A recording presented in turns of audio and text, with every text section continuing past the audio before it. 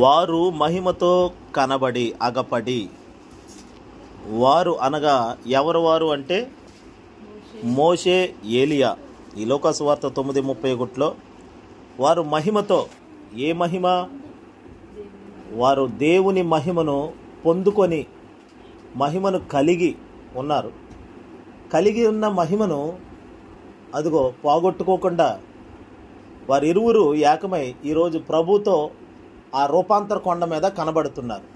రేపు మనం అందరం కూడా దేవుని రాజ్యంలో అందరం, ఇక్కడ ఉన్నవాళ్ళు ఒక్కొక్కరు ఒక్కో రంగు కలిగిన బట్టలు వేసుకుని ఉన్నాం. ఇక్కడ రేపు నిత్యరాజ్యంలోకి వెళ్ళాక మనందరికీ దేవుడు తెల్లటి వస్త్రాలు ధరింప చేస్తాడు. 2, మహిమగా ఉంటాం. 3, మన చర్మం, ఈ మాంసం ఉండదు మనలో, ఈ చర్మం ఉండదు, ఈ శరీరం ఉండదు, మహిమ శరీరం ఉంటుంది. ఇప్పుడు విక్టర్ పాల్ అనే నేను మహిమ శరీరంతో ఉంటాను, కానీ విక్టర్ పాల్గానే ఉంటాను. అంటే ఆ పేరు విక్టర్ పాల్. అలాగే ఇక్కడ ఉన్న మనం అందరం కూడా దేవుడిచ్చిన ఆ పేర్లతో ఈ భూమి మీద ఒక్కొక్కరికి ఒక పేరు ఉండాలి. కాబట్టి ఇప్పుడు నిత్యరాజ్యంలోకి వెళ్ళిన తర్వాత విక్టర్ పాల్గా ఇక్కడ పిలువబడుతున్న నేను రేపు మహిమలోకి వెళ్ళాక ఒక కొత్త పేరు పెడతాడంట మనకి. హల్లెలూయా. ఇప్పుడు నా పేరుతో ఇంకా అక్కడ ఉండదు. కానీ ఇక్కడ ఉన్న ఏ పేర్లైనా భూలోకం వరకే, చనిపోయిన తర్వాత లేక ప్రభు రాజ్యంలోకి వెళ్ళిపోయాక పేరు మార్చబడతారు. హల్లెలూయా. భూమి మీద వరకే మన పేరు పరిమితం. కాబట్టి ఈ పేరు ప్రఖ్యాతులు కాపాడుకోవాలని లోకం వెంపర్లాడుతుంది. లోకానికి పేరు ప్రఖ్యాతులు, ఘనతలు, గౌరవాలు పొందుకోవాలని లోకపు పద్ధతులు అలా ఉంటాయి. మనుషులు వాటి వైపు చూసి పరిగెట్టే వాళ్ళు చాలామంది ఉన్నారు. పేరు సంపాదించుకోవడం కొరకు ఏమైనా చేస్తారు. మా ఇంటి పేరు నిలబెట్టుకోవాలి, మా కులం పేరు నిలబెట్టుకోవాలని కులం కోసం ఏమండి రే మనది ఏ కులవరా అని చెప్పి అనుకొని తలబిరుసు కలిగిన వాళ్ళు, ఒకవేళ వాళ్ళ అమ్మాయి ఎవరినైనా తక్కువ కులస్తులు ప్రేమిస్తే అవతల వాళ్ళని చంపించాడు. కుల హత్యలు, కుల కుట్రలు జరుగుతున్నాయి. అంటే మన కులం పేరేంటి, మన కులం ఎంత పౌరుషం అన్నట్లుగా ఆ పౌరుషాలు, ఆ పేర్లు, ఆ కులాలు అన్నీ మట్టిలో కలిసిపోతాయి. మనుషుడు చాలా ముఖ్యమైన వాడు. ఈ మనిషి మహిమగా మారాలని ప్రభు కోరుకుంటున్నాడు. మనం ఇప్పుడంటే ఈ శరీరంతో మట్టి కలిగిన శరీరం ఇది. చెప్పండి, ఏ శరీరం ఇది? మట్టి కలిగిన శరీరం, మాంసం అంతే. ఇది అన్ని మాంసాలతోనే ఉన్నాయి. చూడండి, జంతువులు కూడా మాంసమే కదా. పశువులు కానీ, పక్షులు కానీ, క్రూర మృగాలు కానీ అదే మాంసమే, ఇది మాంసమే. కాకపోతే శరీర రీతులు వేరు. అవి జంతువులు, పశువులు, మనం మనుషులు. అన్నిటికీ శరీరం ఉంది, వాటికి శరీరం ఉంది. ప్రతిదానికి, మొక్క కూడా ఇప్పుడు విత్తనం ఉంటుంది, దానికో శరీరం వస్తుంది. ఆ శరీరం వస్తే అది కొబ్బరి చెట్టు అంటారు, అది మామిడి చెట్టు. అంటే విత్తనం మామిడి చెట్టుగా కనబడదు. విత్తనం చిన్నగా ఉంటుంది, అది విత్తిన తర్వాత దానికో శరీరం వస్తుంది. ప్రతిదానికి ఆయా రీతుల్లో దేవుడు నిర్ణయించిన క్రమము చొప్పున వాటికి శరీరములు ఇవ్వబడ్డాయి. మనకి కూడా ఒక శరీరాన్ని ధరింపచేశాడు.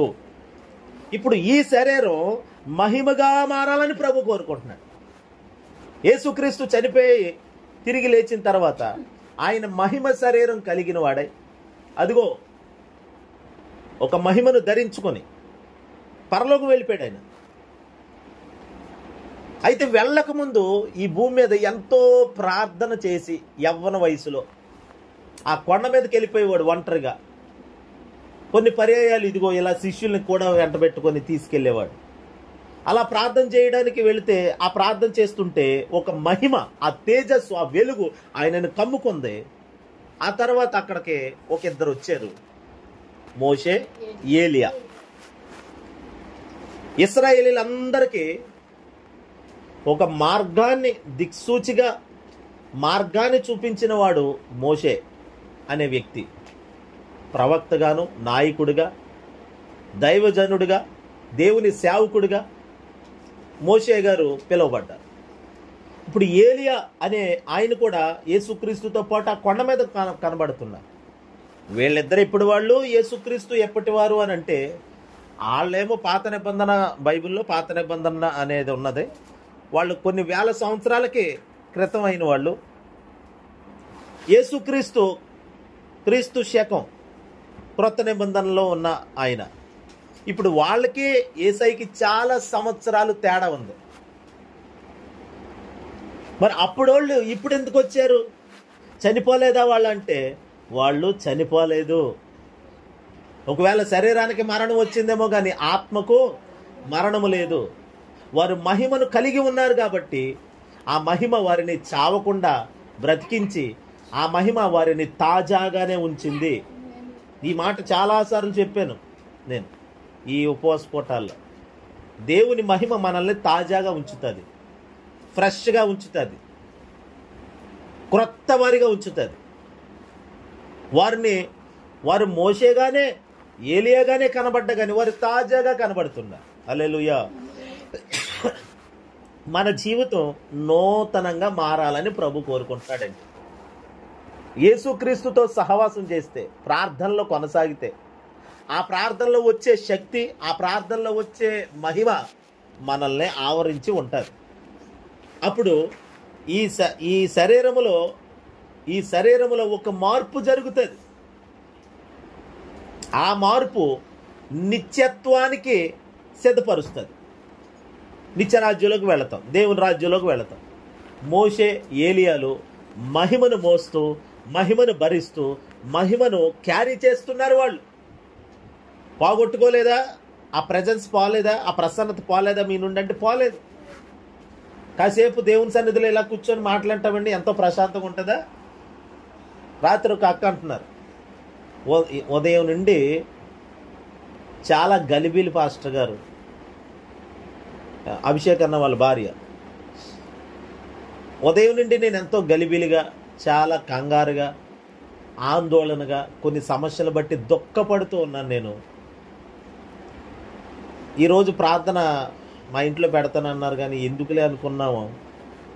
కానీ సర్లే, దేవుని సేవకులు ప్రార్థన అవకాశం వచ్చింది కదా, పెట్టించేసుకుందాం, వెనక పంపకూడదు అని అనుకొని సర్లే అని నేను నా భర్త అనుకున్నామండి.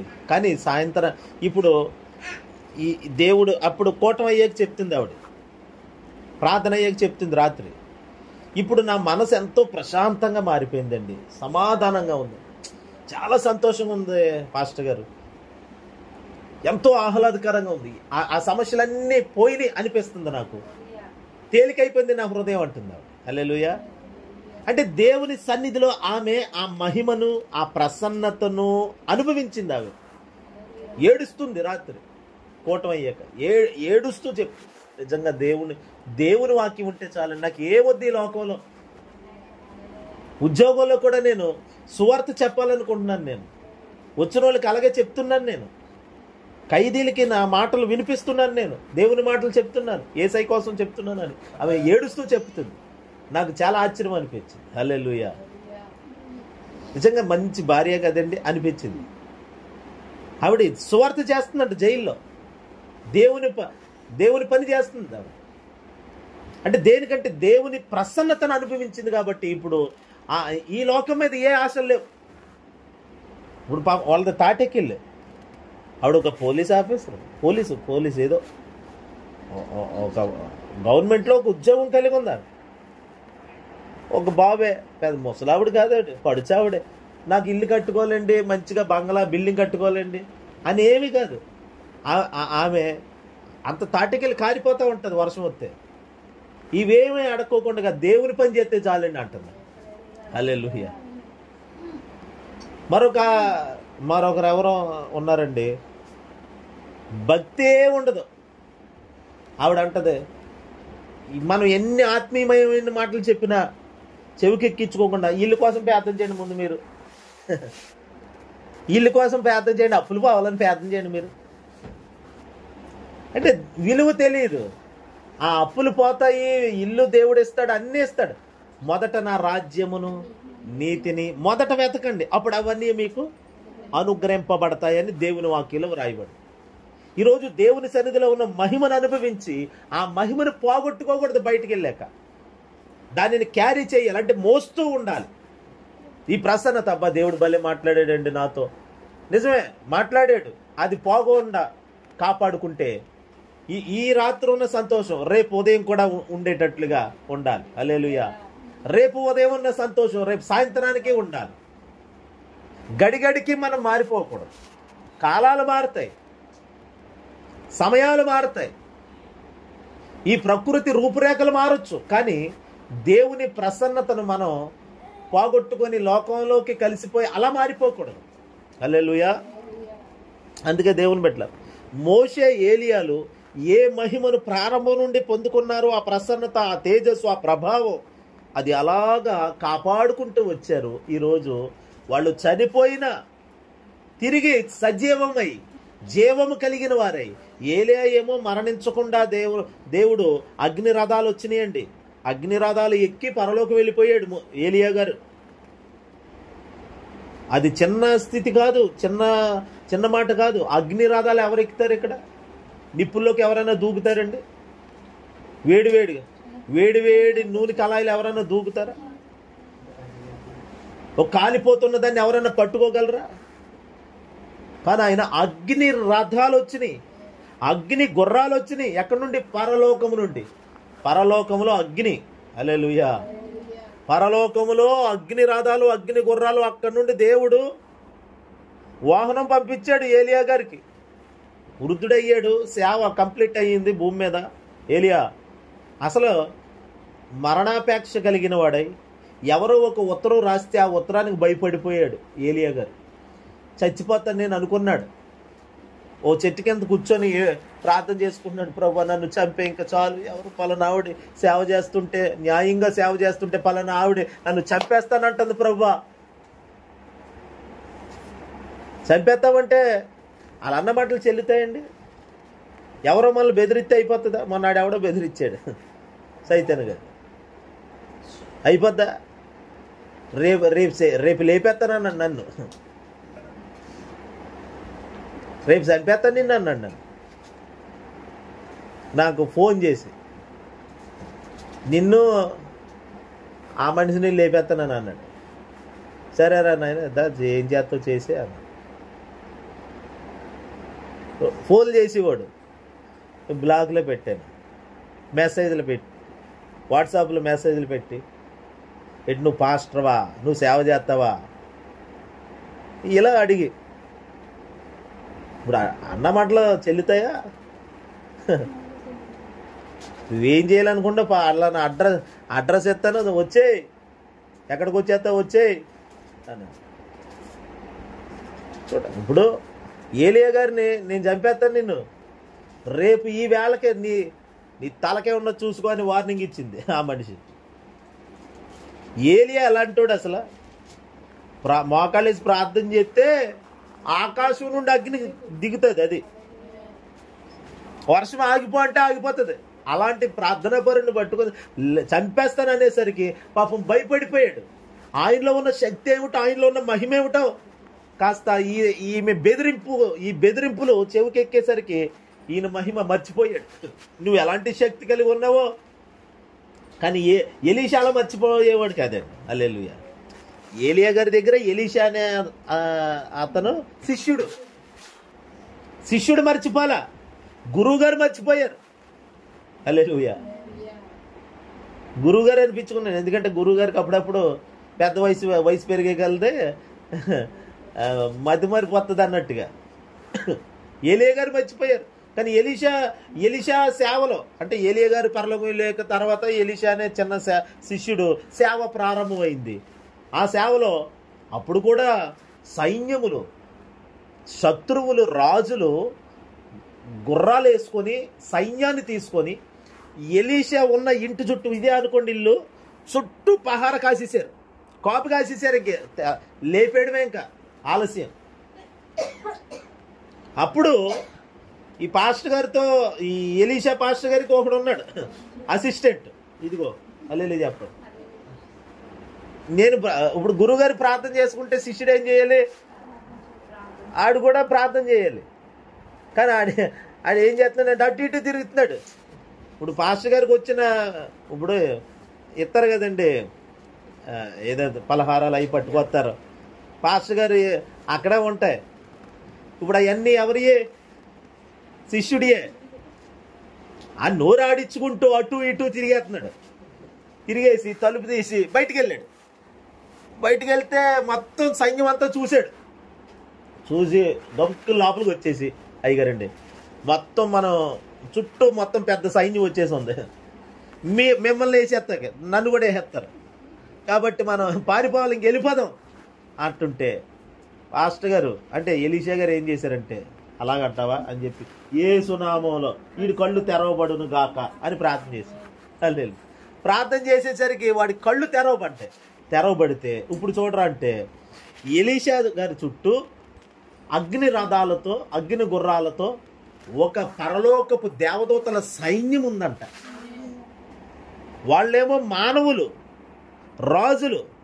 వాళ్ళొచ్చి సైన్యంగా చుట్టూ చేరి ఎలీషాని ఏదో చేద్దాం అనుకుంటుంటే ఎలీషా ఆ విషయం తెలిసినా భయపడకుండా, అరే నువ్వు ఆ సైన్యం చూస్తున్నావు, అసలు మనకి దేవుడిచ్చిన సైన్యం ఏంటో తెలుసా, ఓసారి నీ కళ్ళు తెరవబడాలని ప్రార్థన చేస్తే అప్పుడు అతడి కళ్ళు వెలిగించబడ్డ తర్వాత ఎలీషా యొక్క మహిమేమిటో చూశాడండి.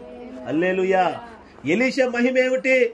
ఒంటరిగానే ఉంటాడు సేవకుడు, సింగిల్గా ఉన్నాడు. ఏ హెద్దాం అంటే ఏ హెత్తాకే ఆయన ఒప్పుకోవాలి కదా, దేవుడు ఒప్పుకోవాలి కదా. సేవకుడిని టచ్ చేయాలంటే సేవకుడు ఒంటరిగానే ఉంటాడు. ఏ కులబలం ధనబలం ఏ బలము ఉండదు. సేవకుడు చుట్టూ అగ్ని రథాలతో కాపుగాస్తున్నాడు దేవుడు. ఇక ఆ సైన్యాన్ని దాటగలిగే మానవ శక్తి ఏదైనా ఉందంటారా ప్రపంచంలో? దెబ్బకి మట్టుమాయమైపోయారు అంతే యేసునామములో. హల్లెలూయా.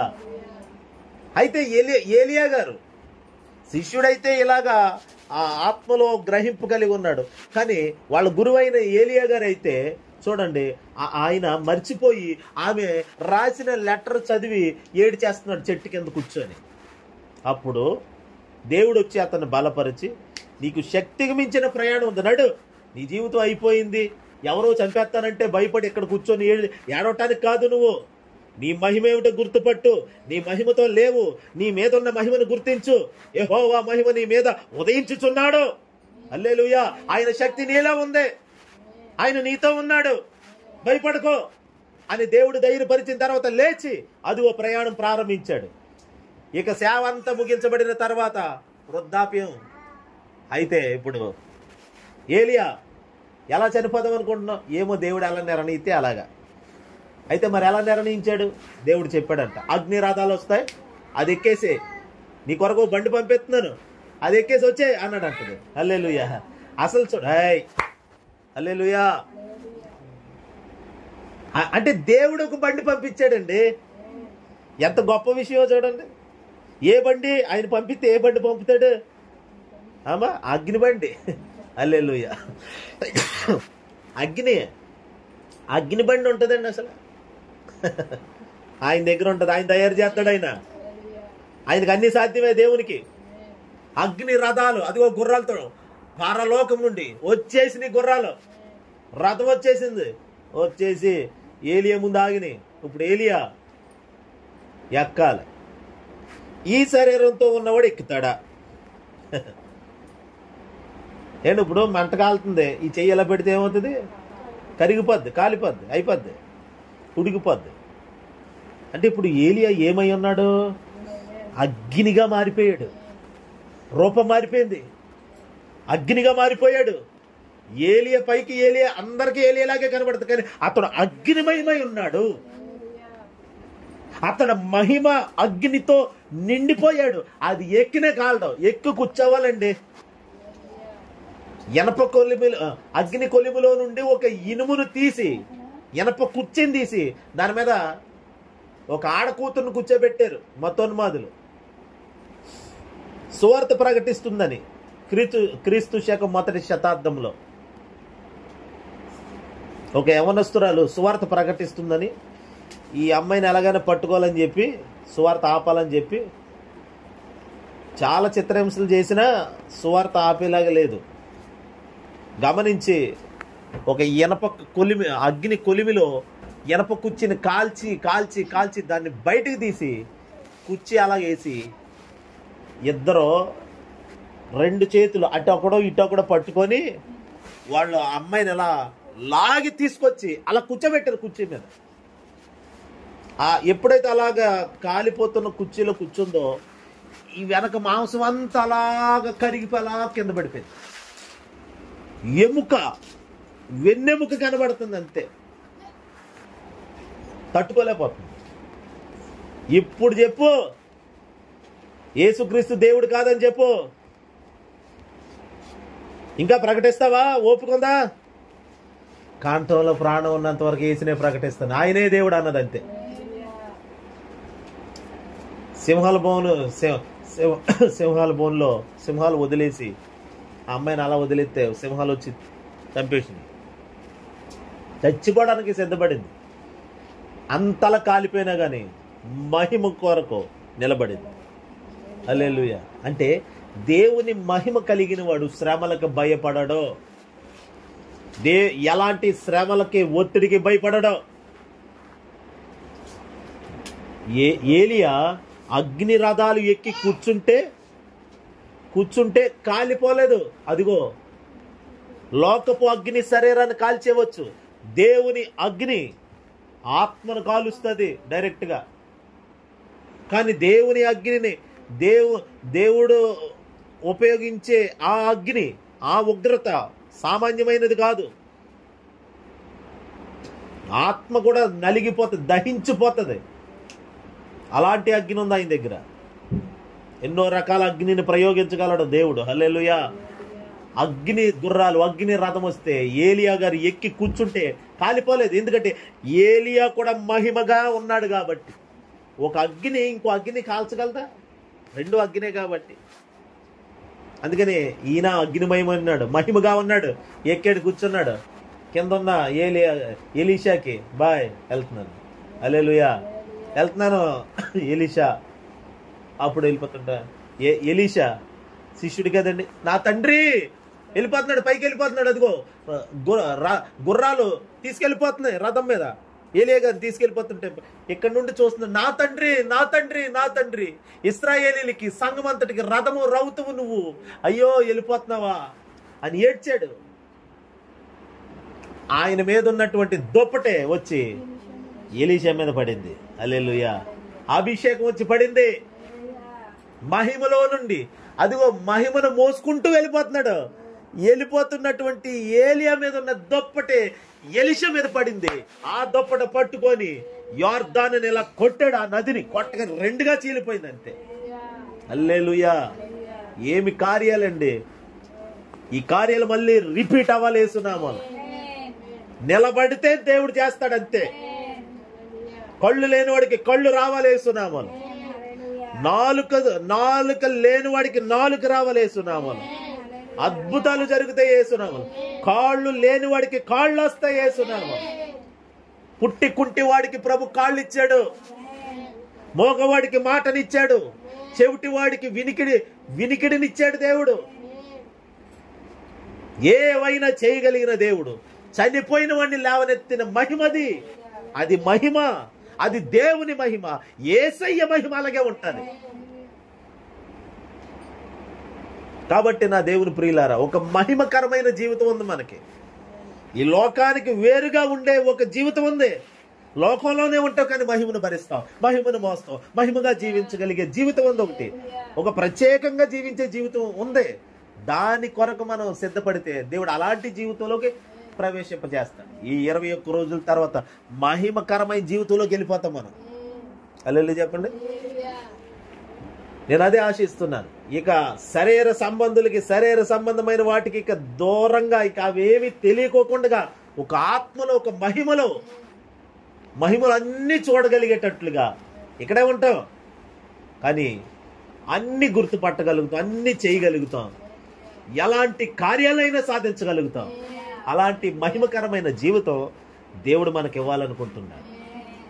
అందుకనే మనం కాస్త దేవుని కొరకు ఆలోచించి ఆయనతో ఉండాలి, ఆయనతో సహవాసం చెయ్యాలి, ప్రార్థనలో ఉండాలి అనుకొని ప్రార్థన కొరకు జీవితాన్ని సమర్పించుకోవాలి. హల్లెలూయా.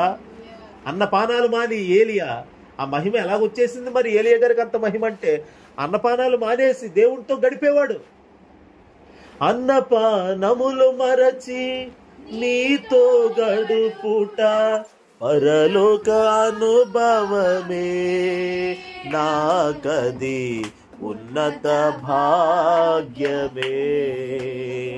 అన్నపానములు మరచి నీతో గడుపుట పరలోక అనుభవమే, నాకది ఉన్నత భాగ్యమే. యేసయ్యా యేసయ్యా యేసయ్యా యేసయ్యా యేసయ్యా యేసయ్యా యేసయ్యా యేసయ్యా. ముఖ దర్శనం చాలయ్యా నాకు, నీ ముఖ దర్శనం చాలయ్యా, ముఖ దర్శనం చాలయ్యా నాకు, నీ ముఖ దర్శనం చాలయ్యా. సమీపించని తేజస్సులో నివసించు నా దైవమా, సమీపించని తేజస్సులో నివసించు నా దైవమా, నాకు నీ ముఖ పాడదు, అందరూ పాడదు. నాకు నీ ముఖ దర్శనం చాలయ్యా. యేసయ్యా యేసయ్యా యేసయ్యా యేసయ్యా యేసయ్యా యేసయ్యా యేసయ్యా యేసయ్యా యేసయ్యా యేసయ్యా యేసయ్యా యేసయ్యా యేసయ్యా యేసయ్యా యేసయ్యా యేసయ్యా యేసయ్యా యేసయ్యా యేసయ్యా. ఒక మహిమకరమైన జీవితం దేవుడు మనకి ఇవ్వాలనుకుంటున్నాడు. అలాంటి జీవితానికి మనం సమర్పించుకోవాలి. వాళ్ళు మహిమలో జీవించారు శరీరంతో ఉన్నాగా. అందుకని లోకపు స్నేహాలు, లోకపు అలవాట్లు, లోకపు పద్ధతులు, శరీర సంబంధమైన అలవాట్లు ఇవన్నీ దూరం అయిపోయినాయి. మహిమను కోరుకుంటున్నారు, మహిమలో జీవించారు. ఏలియా ఒక వేరుగా ప్రత్యేకమైన వాడిగా ఉన్నాడు. అందుకనే ఆ ఏలియా గారి కొరకు మహిమ కలిగిన దేవుడు పనిచేస్తూనే వచ్చాడు. అతని జీవితంలో మహిమకరమైన కార్యాలు చేస్తూనే వచ్చాడు. ఎక్కడ అడుగు పెడితే అక్కడ మహిమకరమైన కార్యాలు తన ద్వారా ప్రభు జరిగించాడు. మనం ఏదో పుట్టేము, ఏదో జీవితం జీవించేసి ముగించేసి వెళ్ళిపోవడం దేవునికి మహిమ కాదు. ఒక రోషంగా మహిమకరంగా బ్రతకాలనుకుంటే అలాంటి వాళ్ళని మహిమకరమైన జీవితానికి సిద్ధపరుస్తాడు. భూమి మీద బ్రతుకుతూనే మహిమకరమైన జీవితం జీవించాలి మనం. హల్లెలూయా. మహిమగా ఉండే జీవితం అది. మనం మహిమకు సమర్పించుకోవాలి. నాకు ఇలాంటి మహిమకరమైన, ఒక ఏలియా లాంటి మహిమకరమైన జీవితం నాకు కూడా కావాలయ్యా. హల్లెలూయా. అన్నపానాలు మానుకొని దేవునితో సమయం గడిపి వ్యర్థంగా సమయాన్ని పానవ్వకుండా ప్రార్థనలో జీవితం జీవిస్తూ తన జీవితాన్ని ప్రార్థనలో ఖర్చు పెట్టాడు. ప్రార్థన అంటే చిన్నది కదండి. ప్రార్థన అంటే ఏదో, ప్రార్థన అంటే మనం ఇప్పుడు ప్రార్థన అని చెప్తాం. ఇప్పుడు ఇదంతా ప్రార్థన కూటం అంటాం, ప్రార్థన అన్నాం. దీవెనక్కల ఇంట్లో ప్రార్థన అంటాం. ప్రార్థన అంటే వాక్యం ధ్యానిస్తున్నాం, పాటలు పాడుతున్నాం, తర్వాత కొన్ని ప్రార్థనలు చేస్తున్నాం అంతే. కానీ ప్రార్థన అంటే ప్రార్థన వేరు. ఆ ప్రార్థన జీవితానికి సమర్పించుకో. కనీసం రోజుకి ఒక గంట పైన మోకాళ్ళ మీద పడి ప్రభు దగ్గర మనం విజ్ఞాపన చేయాలి.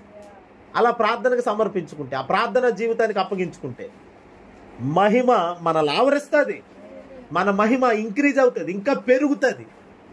అలాంటి మహిమలో మనం జీవించినప్పుడు బలహీనతలు ఏమిటి, శరీర కార్యాలు ఏమిటి, శరీర సంబంధమైనవి ఏమిటి, అన్నీ దూరం అయిపోతాయి.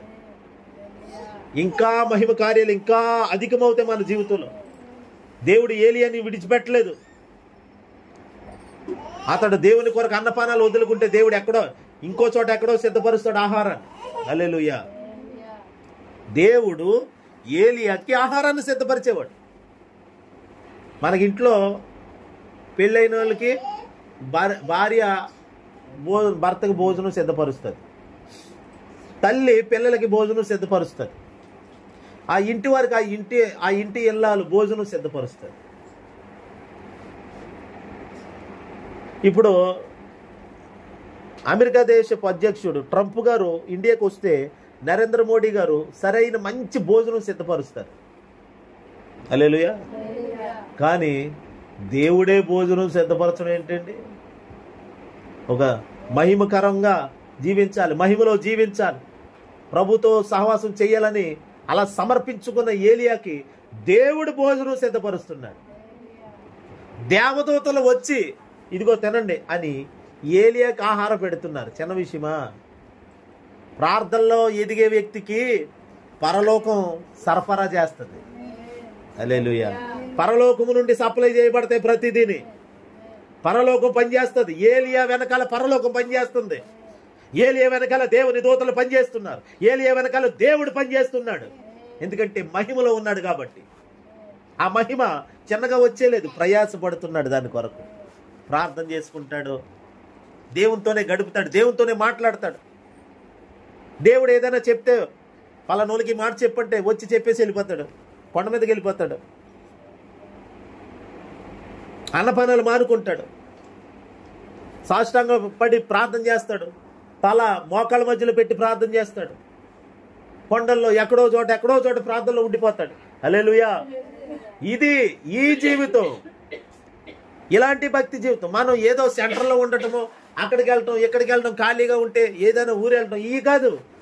ఖాళీ దొరికి ఈరోజు సెలవు దొరికింది, ప్రార్థనలో ఉండిపోదాం. హల్లెలూయా. భక్తిలో ఉండిపోదాం, చర్చికి వెళ్ళిపోదాం, 3 గంటలు ప్రార్థన చేసుకుందాం. ఇలా చేసి చూడండి, ఆ ప్రార్థన మిమ్మల్ని మహిమగా మారుస్తుంది. మీ కొరకు దేవుడు పనిచేస్తాడు, మీ కార్యాలు దేవుడు చక్కబెడతాడు. హల్లెలూయా.